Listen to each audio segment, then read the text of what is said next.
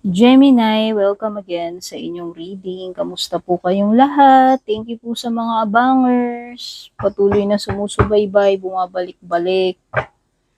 Mga nagla-like, nagpa-follow, nagsusubscribe. Thank you so much po sa lahat ng support. Nako, thank you po dun sa dalawang nagpadala ng super thanks.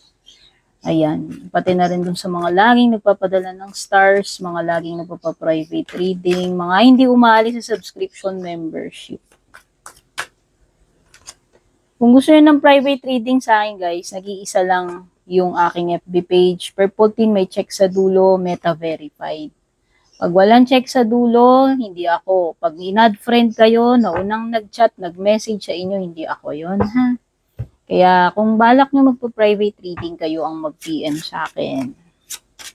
At huwag kayong mag-entertain ng mga fake doon sa comment section, kahit sa ang platform pa yan. Meron ako sa TIKTOK, Black Up. Meron din ako sa FB, sa YT. Pero ingat kayo dun sa mga fake. Ay, sorry, hindi pala yan dito. Sa ibaba ito.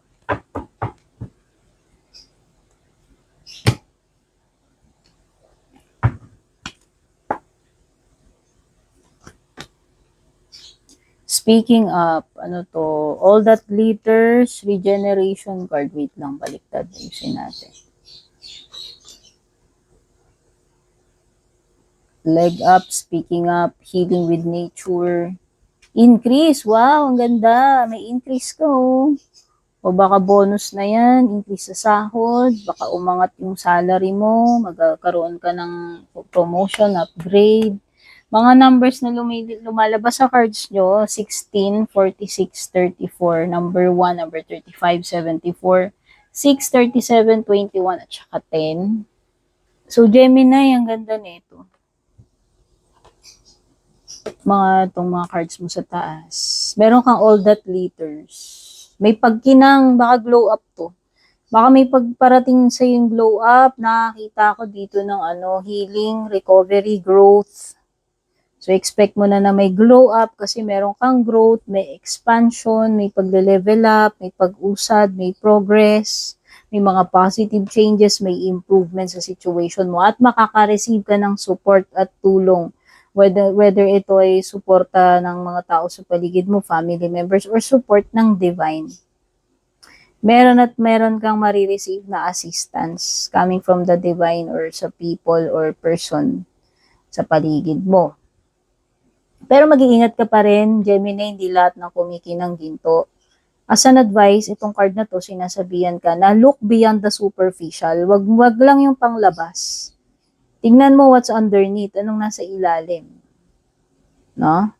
Kasi nga, hindi lahat ng kumikinang ginto. Pero ito na yon yung sign na maaari kang magkaroon ng glow up, mapupunta ka sa spotlight. No? So, ibig sabihin yan, good times or better times na paparating sa'yo na magsha-shine ka, mag-i-stand out ka, or magiging successful ka. Mag-grow ka. Speaking up, your soul is guiding you to stand in your light and speak your truth. Sabihin. Kailangan mo mag-speak up, kailangan mo lakasan yung loob mo na i-express yung sarili mo, sabihin mo yung mga ideas mo, or i-verbalize mo kung ano ba talaga itong sa loobin mo, gusto mong sabihin. Okay? Ano pa? So, wag kang manahimik kung kinakailangan mo magsalita, wag kang mahiya na magsabi kung ano ba talaga yung kailangan mo, yung opinion mo, or whatever. Healing with nature, kasi nga yan, nakakita ko dito ng healing, ng growth, ng recovery, your soul yearns to be outside in nature around the healing waters, flowers, and trees. So, parang sinasabi dito, yung nature, maaaring makatulong sa iyo yung Gemini. Baka kailangan mo lang magbakasyon, kung saan merong mga, alam mo yun, magandang surrounding, merong environment, yung nature sa paligid mo. Kailangan mo lang ng yung nakaka-relax, nakaka-refresh, nakakakalma na mga lugar siguro. Baka talagang literal na may effect sa yung nature, try mo lang, no? Increase. O, ito na yung sinasabi ko. Kasi nga may leveling up, may progress, may improvement. Kaya sabi ko nga, yung iba sa inyo, baka increase ng sahod ito. Baka madadagdagan yung source ng income mo. Baka naman naangat yung sweldo mo kasi pwedeng mapopromote ka. Okay? May pag-angat eh. You have successfully manifested something near and dear to your heart. So, ito na yung minamanifest mo, paparating na yan. Pera man yan or ibang bagay. Meron ditong mature woman. Itong mature woman, it could be a mentor, someone na makakapag-guide sa'yo sa tamang direksyon, someone na mahihingian mo ng payo. No? Makakapagturo sa'yo, makakapagbigay sa'yo ng tip. Or maybe siya yung siya yung benefactor mo, siya yung taong laging tumutulong sa'yo or willing na suportahan ka, ponduhan yung mga projects mo or whatever, kung sino man yan. If you're dealing with a person, this could be someone na merong may agwat ng edad sa inyong dalawa. Tito, tita, basta ate, kuya, or someone na mas matured. Pwede rin namang matured kung hindi sa age. Someone na parang malalim yung wisdom niya. Someone na very wise, no? Marami ng experiences yan, kaya wise yan. O, yung iba sa inyo, dahil nga meron ako nakitang pag-i-improve, matatapos na yung mga krisis or yung mga panahon na nahihirapan kayo dyan. O, limbawa, o iba sa inyo pa na matatapos na yung financial crisis or matatapos na itong whatever crisis na pinagdadaanan mo na mahirap. Unti-unti nang gagaan, unti-unti na mag-i-improve yung buhay mo, yung situation mo. Okay. May mga bagay na related sa family or relatives. May mga importanteng pag-uusapan between family members or mga magkakamag-anak. Pwedeng may mga reunion, bonding. Pwedeng may mga private matter na kailangan pag-usapan nyo in private at sa mga trusted na tao lang or family, close family circle lang. Pwede rin namang may visitor, no? Kasi may patutuloyin ka sa bahay.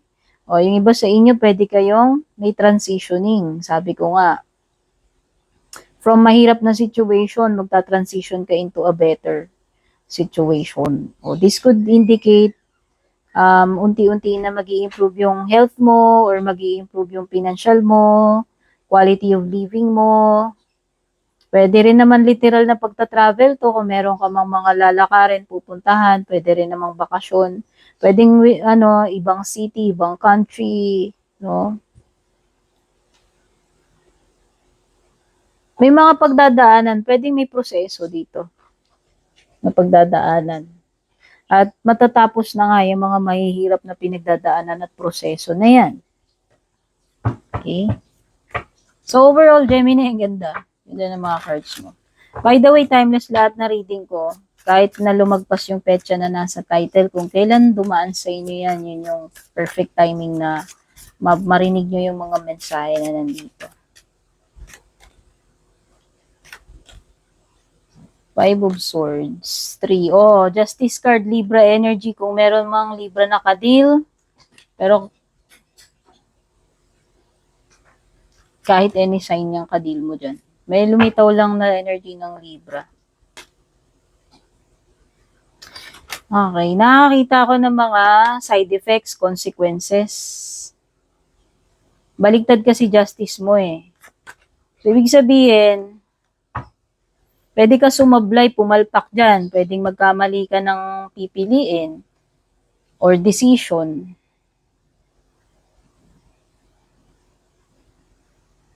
Okay? Kaya nga sabi dun, kilatisin mo muna eh, hindi lahat ng kumikinang ginto, Gemini. O pwede nga ito na talaga yung mga side effect resulta ng mga maling ginawa mo in the recent past. Okay? Pwedeng hindi mo makuha yung deserve mo rito kasi parang somehow pwedeng maargabyado ka rito. O baka merong mga tao dito na biased o mali yung judgment nila, iniisip nila sa'yo. Or baka ma-mistreat ka nila, alam mo yon, ma-disrespect ka. Kasi parang, unjust. unjust yung magiging treatment or decision. So yan, yung iba kung meron kayo mga something na related sa court, baka mamaya yung decision bababa, baka hindi papabor sa'yo. Okay? Baka unfair yung magiging resulta or outcome kung ano man yung decision or court proceedings, mga results. Justice card, pwedeng mga legal matters, documents na kailangan asikasuhin or mga legal proseso na pagdadaanan. Sabi ko nga may pagdadaanan. Diba? Makakakita ako ng new offer, hindi mo inaasahan, opportunity, pwede itong something na exciting, pwede may mga sisimulan kang bago, makikilala kang bago, by the way, yan. O may mga new connections, new friendships, or even possible na new romantic connection. Okay? So, ang ganda, ito ay may magandang potential kasi nakikita mo naman tumutubo yung dahon. So, ibig sabihin, may potential for growth or improvement pa dyan. No, lalaki pa yan, hindi pa ganyan yan kung aalagaan mo. Ito yung sinasabi na kung timing ang hinihintay mo, ito na yung time na simulan mo yan, itanim mo yan. Okay? Huwag mo nang ipagpaliban or i-procrastinate pa. Something na related sa pera kung naghihintay ka, confirmation, balita, email, tawag, baka hindi pa dumating yung pera na yan. Or yung message na hinihintay mo, coming from someone, kung sino man itong kausap mo rito. May mga battle kang mapagtatagumpayan, Gemini, na maganda, magiging victorious ka dito. Oo, maipapanalo mo eh. Maipapanalo mo yung laban mo eh. Naging mahirap man yung proseso dyan eh. Pinagdaanan mo, nagkaroon man ng crisis. Alam mo yun, maipapanalo mo yan. Magsasucceed ka. Magiging victorious ka. Nakikita ko meron talaga mga tao na willing suportahan ka, naiintindihan ka, babakapan ka nila, i-cheer ka nila. Ito talaga yung tribe mo, ito talaga yung mga tao na nagmamahal sa'yo. Yung mga totoong tao sa paligid mo, nagmamahal, nagmamalasakit. Tatanggapin ka nila, tutulungan ka nila, susuportahan ka nila. Ano man ang mangyari. Okay? So, andyan yung support. Andyan din yung mga social gatherings, party, celebrations, no? Nakikita ko rin talaga, ayan, no, ito na yung malaking deal ng hard work mo na malapit ng magbunga. So, matatapos na talaga yung period na nahihirapan ka, ang dami mong pasanin, bayarin, eventually, kung persistent ka, hindi ka susuko,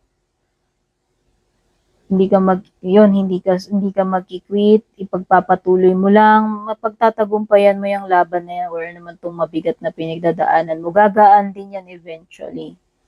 So, nakikita ko rin na maaaring marami kayong customers, clients, magiging very busy kayo. Nakikita ko rin na marami kayong ma-accomplish matatapos. Kasi nga nakikita ko dito na ikaw ay determined, ikaw ay masipag, nakafocus ka dyan sa mga goals mo, sa mga gagawin mo.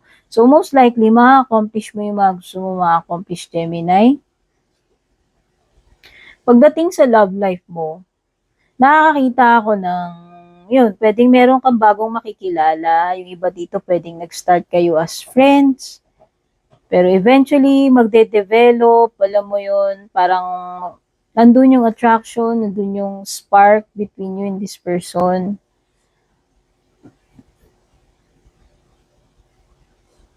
Oo, pwedeng this is someone na from the past. Pwedeng nakilala mo na, nagkaroon man kayo ng relationship before, in the past, or hindi. Pwedeng galing siya sa past, no? Pwedeng dati mo na siyang kakilala, kababata, kaklase, etc. Oo, pwedeng marireunite ka with this person or mai-ignite yung spark between you. Baka kasi magkita kayo sa reunion no, sa isang nagka-cross uli yung landas ninyo sa isang gathering, no, hindi mo inaasahan na magkikita kayo, marireunite kayo. Tapos parang doon uli marireignite yung nakaraan ninyo or yung spark sa inyong dalawa. Actually, pwedeng kasal na yung isa sa inyo. Pero nakakita ko ng energy dito na merong hindi siya naging masaya sa marriage niya or pwedeng hiwalay na. Ayan, yung mga nakikita ko rito. Pwedeng malayo agwat ng edad kasi may matured person tapos may page, may mas bata. Okay, so yan yung mga na-pick up ko. Thank you so much for watching. Kita-kits sa susunod.